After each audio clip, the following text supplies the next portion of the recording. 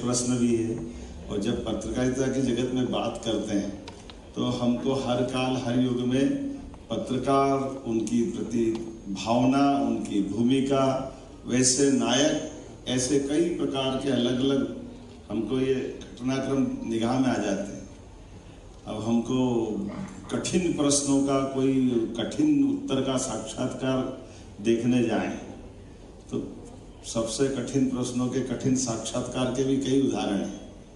एक कठिन प्रश्न यक्ष से होते हैं और युधिष्ठिर उसके उत्तर दे दे करके उनको संतुष्ट करने का वो साक्षात्कार भी अमर होता है, जिसके बारे में उस दौर से कैसे कैसे रास्ता निकलता है। एक खोजी पत्रकारिता के रूप में भी हनुमान जी को ले लो कि हमारी डिप्लोमेटिक जो भावना वो तो है, लेकिन वहाँ क्या क्या है, कैसा है, खोजी रिपोर्ट लेने के लिए हनुमान जी की जो भूमिका रामायण काल में दिखाई देती है वो भी कमतर नहीं है।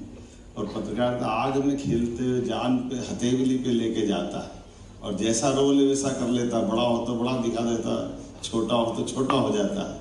ये जो अंदर की पत्रकारिता की उसकी एक अपने स्वरूप को कम ज़्यादा करने की भी जो समय के साथ सिद्धता होती वो परिणाम लाती है। ऐसे कई घटनाक्रम देखते हैं। घटनाक्रम में एक चुनौती का जरूर है। पत्रकारिता के आदि गुरु के नाते से आमतौर पर अगर हम अतीत के काल में देखें तो वो भी भगवान कृष्ण के जन्म से जुड़ता है। जब नारद जी को पत्रकार के रूप में माना जाता है कि वो सूचना संप्रेषण के और उनकी पत्रकारिता का सब हम एक सहजता से मान्यता दे देते हैं। नारद जी से प्रश्न हुआ कि नारद जी आप तो 24 घंटे नारायण नारायण बोलते रहते हो, भगवान के अलावा कोई मुंह से निकलता नहीं, लेकिन आप ऐसे कैसे भगवान के भगत हो, कितना बड़ा पाप आप कर रहे हो। नारद जी ने कहा क्या हुआ? बोले आपने जो भगवान कृष्ण की जन्म की गिनती थी वो तो सबको मालूम था कि 8वें भगवान कृष्ण है। अब इसमें क्या बात है कि एक के बाद 6, 7 और 8 होता है, लेकिन आपने उसमें भी एक पाप कर दिया। वो पाप ये कर दिया जैसे हमको सबको मालूम कि तीली लगा दी गोले में और कहा इसमें 8वीं कौन सी, भगवान की गिनती देवता पता नहीं कैसे करेंगे, इसलिए तुम तो सबको मारो। और वो जो बच्चे जिनने आंख भी नहीं खोली है, 9 माह गर्भ में रहने के बाद वो मांस का पिंड तो बाहर आया, उस मांस के पिंड की हत्या का पाप सारा नारद के सिर पे है। क्योंकि जैसे वो जन्म लेता था माँ बाप के सामने पत्थर से मारा जाने वाला मांस का लोथड़ा और बिखरने वाला खून और हड्डियों, सही हड्डी तो है ही नहीं, मांस का जो टुकड़ा जिस रूप में दिखता है, तो ये कितना बड़ा त्रास है। बोले सारे पाप तो आप ही के सिर पे, क्या करा आपने? आप कैसे भगवान की बात करते हो? आप कैसे अपने आप को पुण्यात्मा, धर्मात्मा क्या क्या कहते हो? नारद ने बहुत उत्तर दिया, नहीं मैंने तो भगवान के काम करा, मैं भगवान के काम के अलावा करते ही नहीं। अब ये नारद जी का तो उत्तर समझ में नहीं। नारद जी खोल के बताओ। उन्होंने कहा भैया मैंने भगवान का काम इसलिए करा, ऐसे करा कि एक तो भगवान जब प्रकट होते हैं तो भगवान कीमत तो मांगते हैं ना, सरलता से आ जाते तो भगवान को कौन भगवान मानेगा। समाज के अंदर भगवान के आने की कीमत समाज को चुकाने के लिए मानसिक रूप से तैयार करना पड़ता है। और उससे बड़ी बात यह कि भगवान के प्राकट्य में जितने प्रकार से हम ये यत्न कर रहे हैं, ऐसे में कंस की भूमिका क्या है, वो कंस की भूमिका को भी तो हमको अपने ढंग से, जैसे आज की भाषा में बोलो कि पिक्चर बनाना और विलियन नहीं बनाओ तो पिक्चर में क्या आनंद आएगा? आएगा क्या? तो विलियन को तो विलियन जैसा कंस कहाँ तक जा सकता है कि ये अबोध बच्चों की, छोटे छोटे बच्चों की भी हत्या कर रहा है, तो ऐसे राजा से समाज घृणा करेगा। तो ये भगवान की तो वो भावना लाना है समाज के बीच में। तो ये भगवान के लिए मैं भक्ति नहीं कर रहा था तो और क्या कर रहा था? भगवान के लिए तो खाना छोड़ना पड़ता है, घर छोड़ना पड़ता है, भगवान की भक्ति के लिए तो सब कुछ त्यागना पड़ता है। हमारे अपने आप पे कितने कष्ट उठाना पड़ता है। तो जो समाज सोचे, लेकिन मैंने समाज के बजाय भगवान पे ध्यान केंद्रित किया कि भगवान आएंगे और कंस को मारेंगे, इसलिए कंस की सारी क्रूरता जितनी है समाज में लाने के लिए मैंने वो जो अपना रोल अदा किया। अब बताओ मैंने भगवान का काम किया कि नहीं किया? तो अब अपन ये नारद जी की बात से सहमत हो तो आप अंदाज लगा सकते हो ताली वाली बजा करके। उनका अपना जो भगवान के प्रति भाव था, भगवान की विराटता बताना, तो दूसरे की भी तो ध्यान जाना ही चाहिए ना, दूसरे की भूमिका पे। और जब मैं आज माखनलाल चतुर्वेदी जी के इस पत्रकारिता के इस विश्वविद्यालय में आया हूँ, सच में मैं पहली बार ही आया हूँ भवन बनने के बाद, और ये पत्रकारिता संस्थान की बहुत अच्छी साख पूरे देश भर में अलग प्रकार से, और ये जितनी बड़ी इसकी अच्छी साख है उतने अच्छे कुलगुरु का चयन भी हमने किया, हमें इस बात का आनंद मिला। और सोने पे सुहागा कि आज के अभ्युदय का उद्घाटन भी कुमार जी से हो रहा है, क्या आनंद है हमारा। वक्ता वो जिसको सुनने के लिए पीछे पीछे श्रोता आ जाए, जबरदस्ती बिठा के सुनाओ तो क्या सुनाओ, क्या फायदा। ये आनंद आना चाहिए कि नहीं आना चाहिए हमारे लिए। आपको मेरी बात से सहमत तो दिखना भी चाहिए।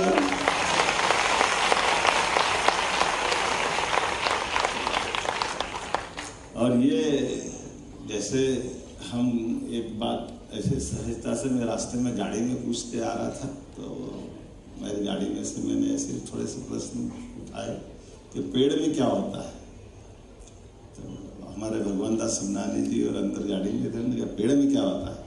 बोले जगदीश, हमारे सुदाम खाड़े भी थे, उन्होंने जगदीश चंद्र बसु ने कहा कि पेड़ में भी प्राण होते हैं। उन्होंने कहा और क्या होता है। बोले शीतलता होती है, हवा होती है। हमने कहा वो सब तो ठीक है, और क्या होता है। उन्होंने कहा हमको नहीं मालूम क्या होता है। हमने कहा पेड़ में भी आग होती है। पेड़ में आग कैसे होती है। उन्होंने कहा फॉरेस्ट में जब सघन वन रहते तो घर्षण से आग ही तो आती है, वो फिर जलता भी तो पेड़ ही है। तो ये जो हमको पेड़ की वो जो दशा है, दिखना है, ये पत्रकार भी उसी तरह, इनके अंदर भी आग होती है, हमें इस बात का भी आनंद है। लेकिन ये जंगल भी आबाद करते हैं, लेकिन यज्ञ में भी इनके बिना काम नहीं चलता है। हमारे सारे जितने भी हमारे हवन यज्ञ है, उसकी आहुति बगैर कोई काष्ठ के हो सकती है कैसे। ये तो अधूरी है ना। ये सर हम तो सब सनातन संस्कृति वाले हैं, तो स्वाभाविक रूप से माखनलाल जी उस पत्रकारिता के उस यज्ञ पिंड की पहली आहुति वाले भाव से पुण्यमान, जिनने अपने जीवन काल के आधार पर, वैसे कहा भी जाता कि माधव सदाशिव सप्रे जी के बाद के वो उस दौर के लोग हैं जिन्होंने हमारे हिंदी को पुनर्प्रतिष्ठित करने का एक बड़ा अभियान चलाया। और उस बड़े अभियान के दरमियान कितने कितने प्रकार से लोग जोड़े गए, कितने कितने प्रकार से लोग देखे गए। हिंदी की अपनी यात्रा, देव भाषा की ये पुत्र के नाते से इसकी पुत्र की यात्रा हिंदी की, इसका ये ज्यादा पुराना इतिहास नहीं, लेकिन पुनर्परिभाषित करने का, प्रतिष्ठित करने का, देव भाषा के रूप में संस्कृत की इस योग्य पुत्र की इस यात्रा में ऐसे बड़े बड़े नामों ने अपनी बड़ी भूमिका अदा की। हमें गर्व है, माखनलाल जी हमारे मध्य प्रदेश के थे। हमें इस बात का भी आनंद है कि इस परंपरा में उनके नाम पर आज प्रतिमा का अनावरण भी हो रहा। और जब मैं ये देखता हूँ तो ये भी ध्यान में आता है, हमने भी ऐसे कई प्रकार के प्रयोग किए जो शब्दों से परिभाषित होते हैं, लेकिन शब्द की आत्मा से उसका मेल मिलाप नहीं था। पहले हमने विश्वविद्यालय बनाए तो विश्वविद्यालय में ये समझ में नहीं आया कि हिंदी में अपने कैसे शब्द कहाँ से निकल जाता है। अंग्रेजी में तो चांसलर, वाइस चांसलर समझ में आता, लेकिन ये कुलपति, उपकुलपति के बजाय कुलपति कहाँ से आ गया, और कुलपति के खतरे क्या, ये भी ध्यान में आया कि कुलपति जब हम करने गए, मैंने सुना है कि कुलपति से कुलगुरु की यात्रा कैसे हुई। तो मैं इंदौर में जब शिक्षा मंत्री करके गया था, मैं हिंदी के अपने विश्वविद्यालय में इस तरह से बात कर रहा हूँ। तो जब मैं वहाँ मिला तो हमारी एक मैडम है जिनके पति माँ थे, वो वहाँ की वाइस चांसलर थी। तो उनके श्रीमान से जब मिला तो उन्होंने कहा कि मैं आपके कुलपति का पति हूँ। अब मेरे को ऐसा लगा कि कुतुब मीनार से जैसे मैं खड़ा हूँ, नीचे गिरा दिया मेरे। ये क्या है था, ये कुलगुरु या कुलपति का पति में हूँ तो फिर ये तो गलत हो जाएगा। तो मैंने कहा नहीं, ये नाम बदलना चाहिए। ढूंढ टटोल लगे सब तरफ से, ये हिंदी में नामकरण हो गया, लेकिन ये हिंदी की गलती तो है, इस गलती को कैसे सुधारे। तो फिर हमने कहा यार ये अपने को गुरु पूर्णिमा मना रहे, तब भी एक दिक्कत आती। अब गुरु पूर्णिमा मनाया जाए तो गुरु पूर्णिमा में भी हिंदी ने कष्ट खड़ा कर दिया कि गुरु पूर्णिमा मतलब वो कॉलेज के शिक्षक, प्राध्यापक, प्रोफेसर वो मानते नहीं कि वो गुरु होते। वो कहते ये स्कूल के गुरु जी हमारे 500 रुपये में गुरु जी रख दिए थे पुरानी सरकार के दिग्विजय सिंह काल के समय। जहाँ कोई शिक्षक नहीं मिलते 500 रुपये महीना करके, तो वो गुरुजी एक अलग संकट हो गया। इसे गुरु का कितना बड़ा महत्व है।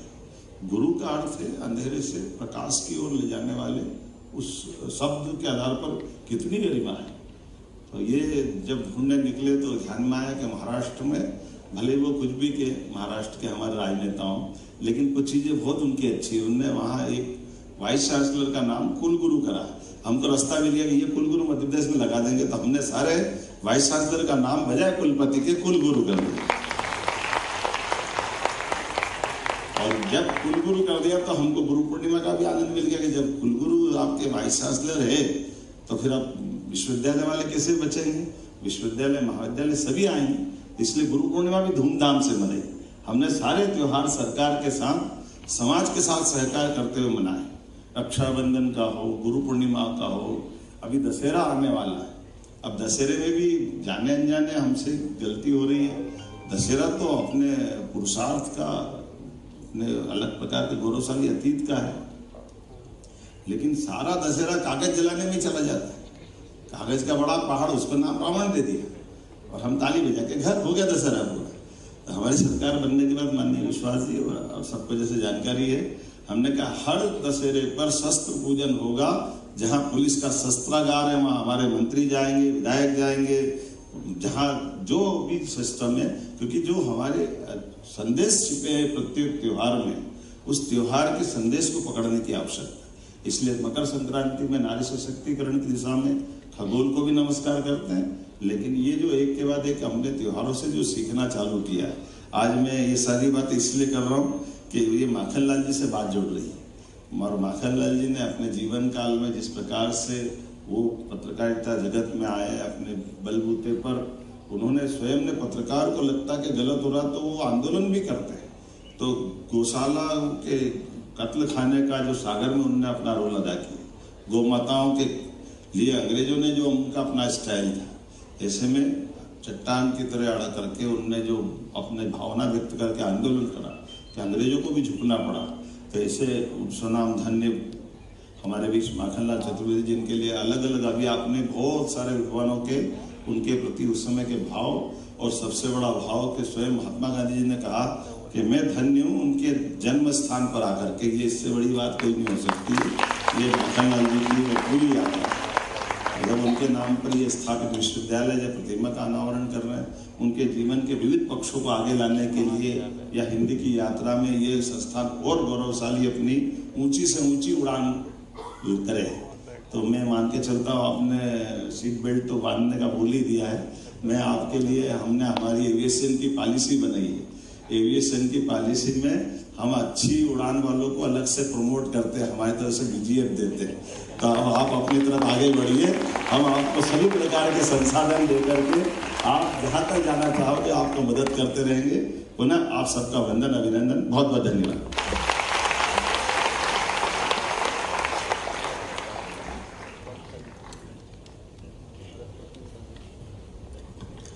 धन्यवाद माननीय मुख्यमंत्री जी।